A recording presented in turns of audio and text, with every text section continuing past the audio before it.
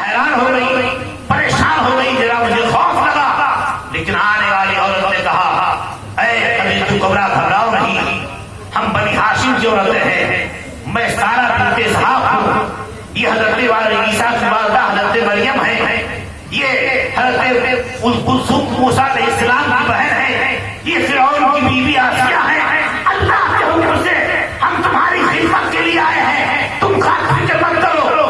اللہ اکبر۔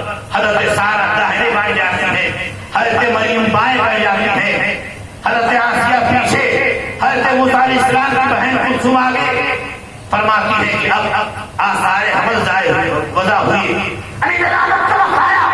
آپ فرماتی ہیں، حضرت سارہ کہتی ہے کہ مریم جب حضرت فاطمہ کی ولادت ہوتی ہے تو پورا حجرہ نور سے جگمگا اٹھا، اور جو ولادت کی وقت ولادت ہوتی ہے وہ تمام ولادتوں سے پاک سیدہ خاتون جنت پیدا ہوتی ہے۔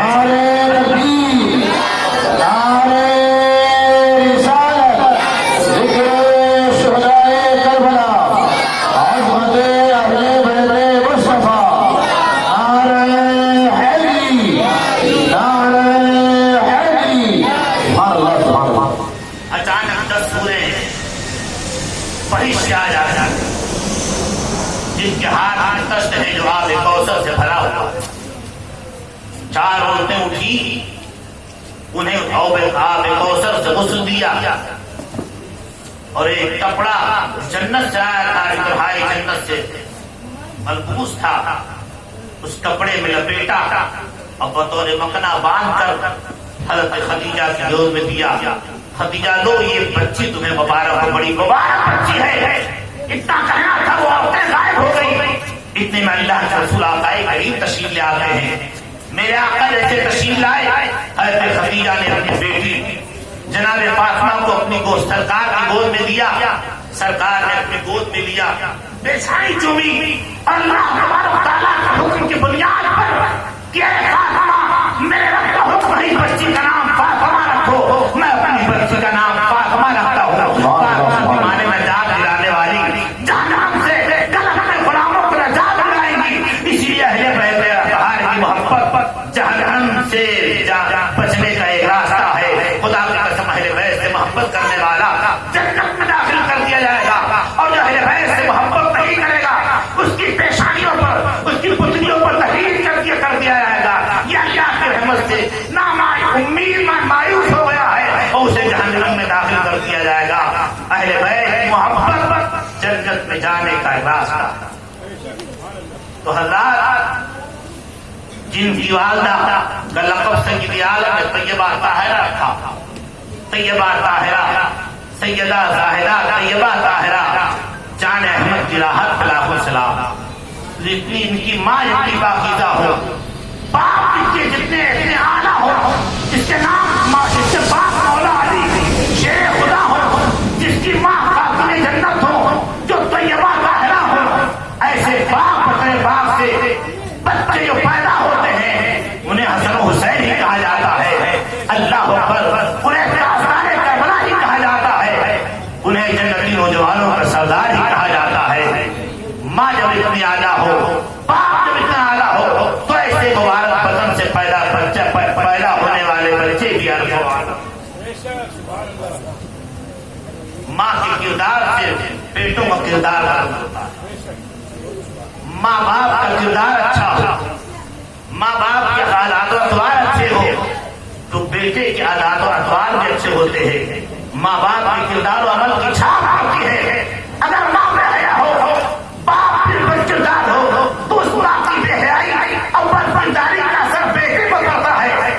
ایسے ہی ماں بے حیا بدکار باپ سے بچے پیدا ہوتے ہیں تو اسے دنیا گنڈا کہتی ہے، لفنڈا کہتی ہے، لفنگا کہتی ہے، چور کہتی ہے، شرابی کہتی ہے، لیکن خدا کے قسم جب ماں سیدہ فاطمہ ہو، باپ مولا علی شیر خدا ہو، ایسے بدلے باپ سے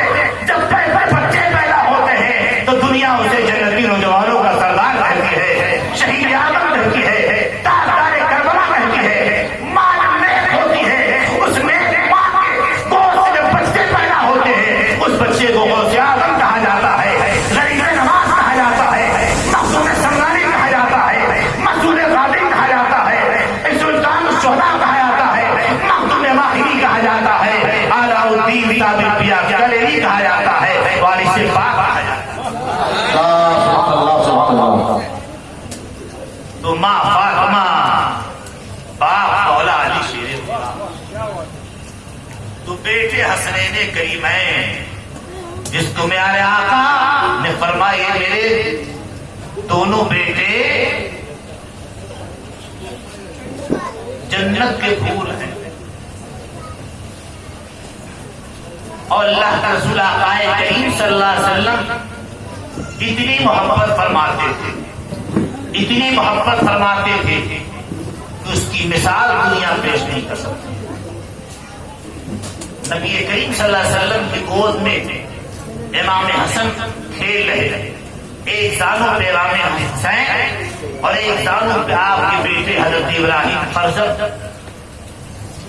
اللہ کے رسول آقا کریم کی بارگاہ میں جبریل آتا، جبریل بارگاہ رسالت میں حاضر ہوتے، عرض کرتے یا رسول اللہ، یہ دونوں شہزادے جو آپ کی گود میں کھیل رہے ہیں، ان میں سے پروردگار ایک کو واپس لینا چاہتا ہے۔ اللہ کے رسول آقا کریم فرماتے ہیں اے جبریل کہو اس میں سے میرا پروردگار کن بچے کو واپس لینا چاہتا ہے؟ جبریل عرض کرتے یا رسول اللہ، یہ معاملہ پروردگار نے آپ کی مرضی پر چھوڑ دیا ہے، آپ جسے چاہے رکھ لیں، آپ جسے چاہے واپس کر دیں۔ میرے آقا تھوڑی دیر توقف کرتے ہیں اور سوچتے ہیں کہ میں اگر اپنے حسین کو واپس کروں گا تو اس کے جانے سے میری بیٹی فاطمہ کو تکلیف ہوگی، علی کو تکلیف ہوگی، مجھے بھی شدید تکلیف ہوگی، اگر میں اپنے بیٹے کو واپس کرتا ہوں تو اس کے جانے کا رنج مجھے ہی ہوگا۔ اللہ کا رسول آقا کریم کہتے ہیں اے جبریل، جب میرے پروردگار نے یہ معاملہ مجھ پر چھوڑ دیا ہے تو جاؤ، میں اپنے نواسے پر اپنے بیٹے اپنے فرزند ابراہیم کو قربان کر رہا ہوں۔ 3 دن گزرا تھا کہ اللہ کا رسول آقا کریم کے بیٹے کے ساتھ، اور اس کے بعد جناب حسین جب اپنے نانا کی بارگاہ میں آتے تو میرا آقا ارشاد فرماتے مرحبا میری بیٹی کے بیٹے، مرحبا میری بیٹی کے بیٹے، میں نے اپنے اس نواسے پر اپنے بیٹے کو قربان کر دیا۔ نبی کو معلوم تھا کہ ایک دن ایسا آئے گا، ایک تاریخ ایسے آئے گی کہ آج میں نے اپنے بیٹے کو اپنے نواسے پر قربان کیا ہے، کل میرا نواسا میرے دین کے لیے اپنے گھر کو قربان کر دے گا، اپنے بچوں کو قربان کر دے گا، اپنے خاندان کو قربان کر دے گا، علی اکبر کی جوانی کو قربان کر دے گا، عباس رمضان کے بازو کو کٹا دے گا، اور محمد کے بچپنے کو قربان کر دے گا، علی اصغر کو کٹا دے گا، میرے دین کے خاطر گھر بنا گھر لٹا دے گا۔ میرے بیٹے کو آج میں نے قربان کیا ہے، اس قربانی کا حق ہے میرا نواسا کل کربلا میں ادا کر دے گا۔ اس نے حق کربلا میں ادا کر دیا، اپنے نانا کا وعدہ وفا کر دیا، گھر کا گھر سب سپرد خدا کر دیا، اس حسین ابن حیدر بلا۔ اللہ تعالی اپنے حبیب صاحب الاولاد صلی اللہ علیہ وسلم سے اپنے آل کے تعلق سے محبت کا مطالبہ کرا، یہ لوگوں ان سے محبت کرو،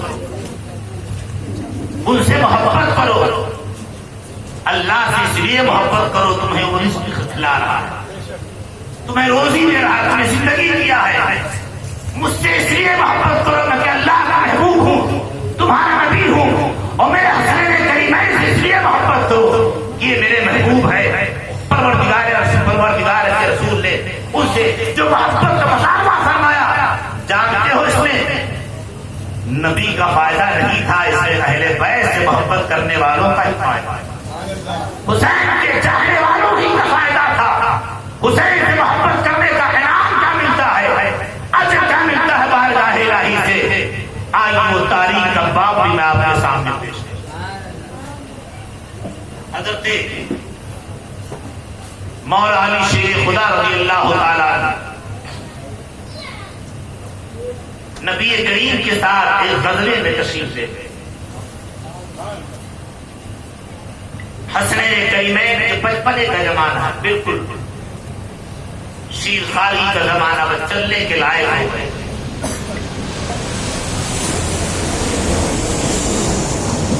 حجرے فاطمہ میں دونوں شہزادے کھیل رہے ہیں، امام حسین حجرے فاطمہ سے کھیلتے کھیلتے مدینے کے کھجور کے باغ میں چلے اور ایک درخت کے نیچے آپ کھیلنے میں مصروف ہو. کھیل رہے تھے. باغ میں اور کوئی نہیں تھا, ایک امام حسین. تاریخ میں آیا ہے کہ اچانک ایک یہودی کا گزر ہوا جس کا نام صالح بن رفاع ہے.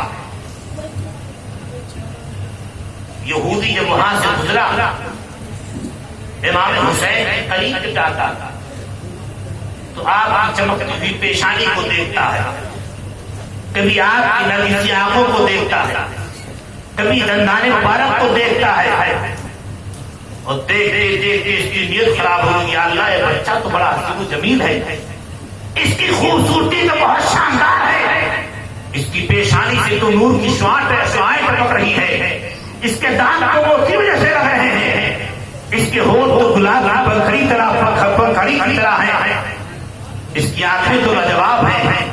اس کی نیت خراب ہو گئی.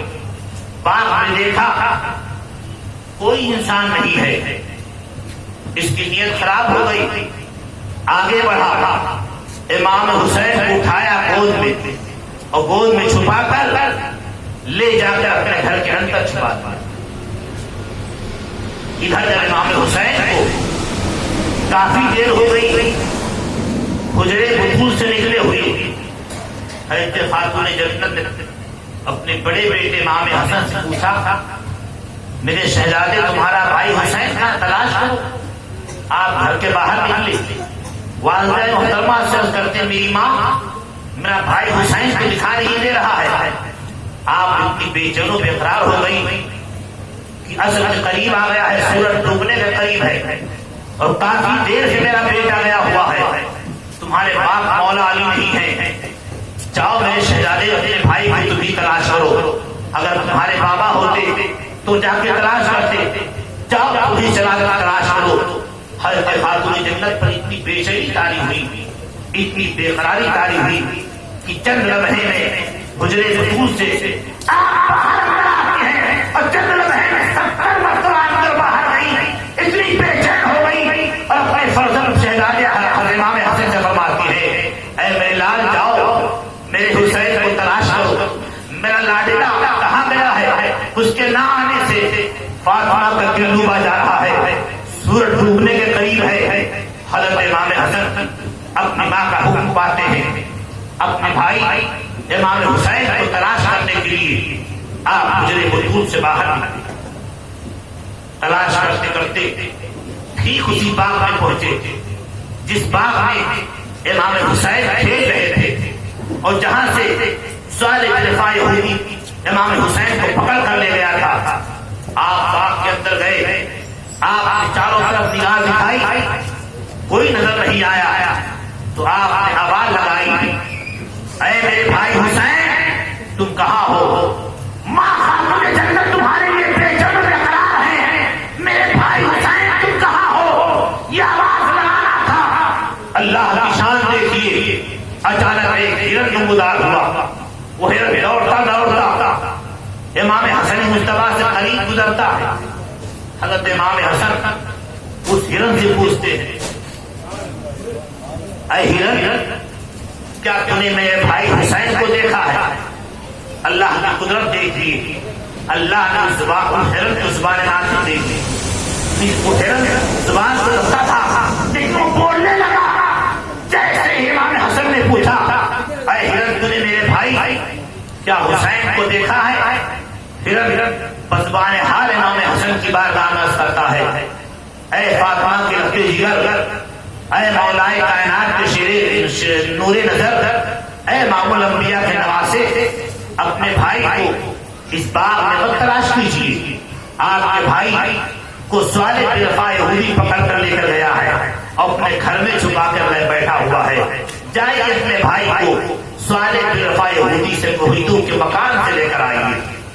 ہرن نے پتہ بتایا, آپ سیدھے صالح بن رفاع یہودی کے مکان پر پہنچے, اور پہنچنے کے بعد آواز لگائی, اے صالح بن رفاع یہودی تو میرے بھائی حسین کو حوالے کر دے۔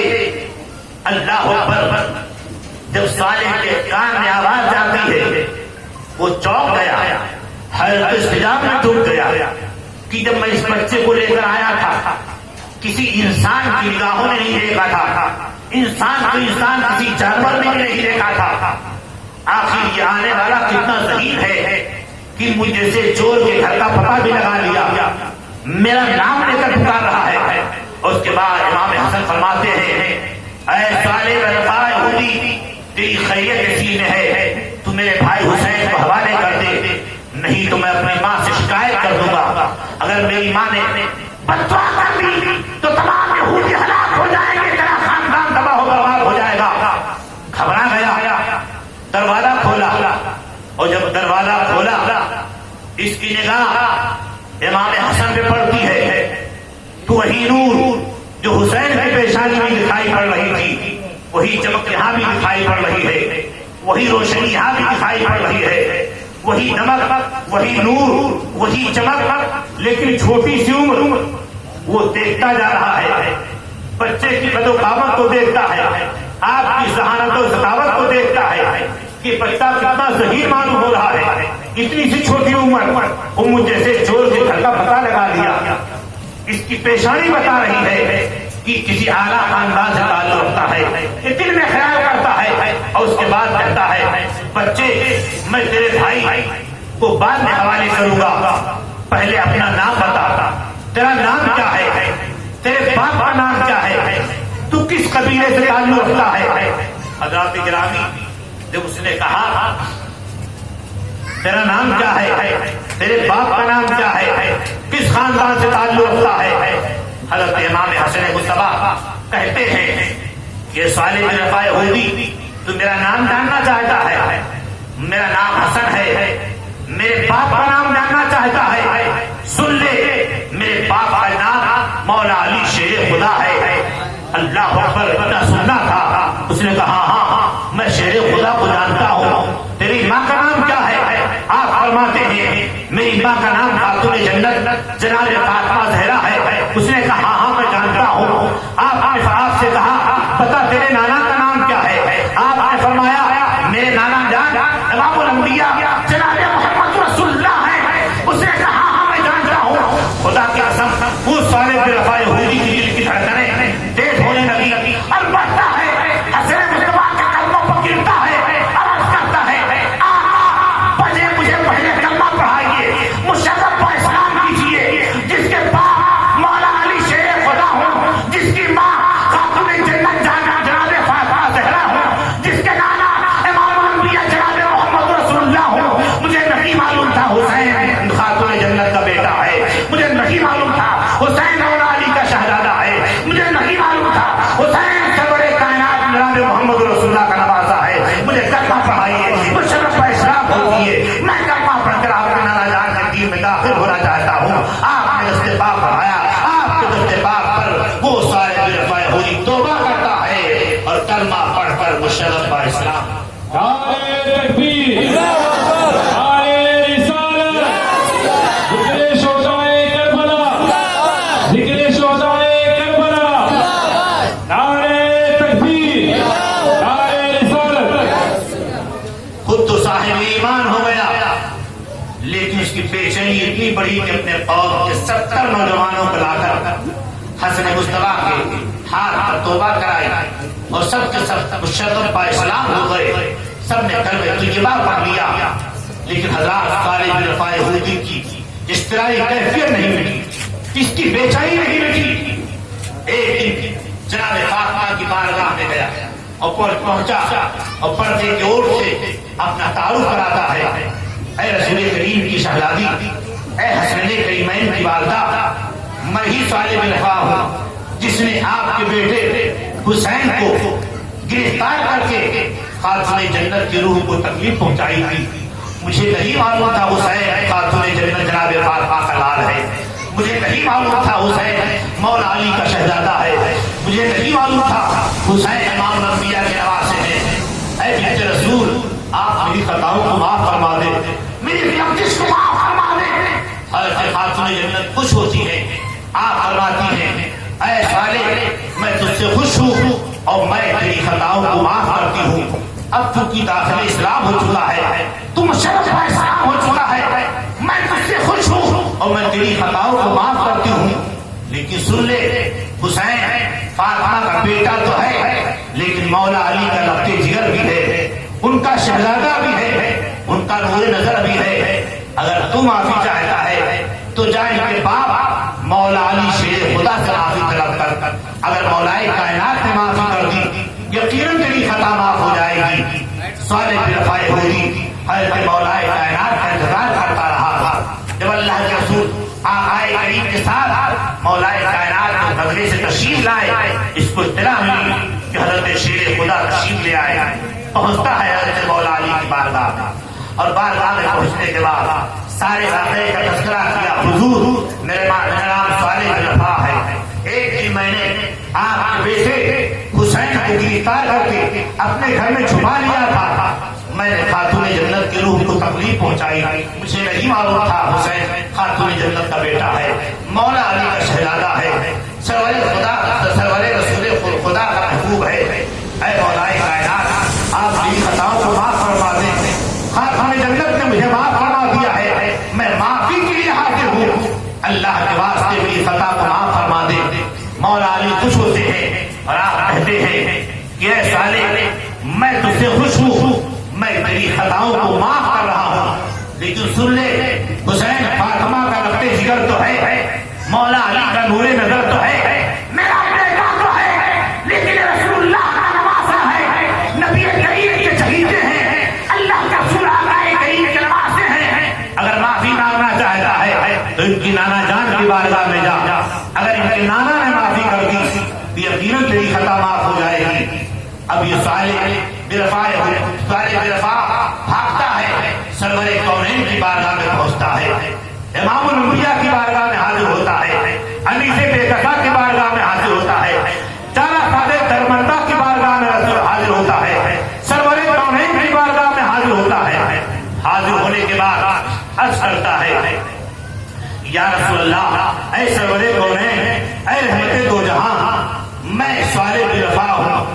اے آقا کریم، ایک روز ہم نے آپ کے نواسے کو لے جا کر اپنے گھر میں چھپا دیا تھا، اس سے خاتون جنت کے روح کو بہت تکلیف پہنچی تھی۔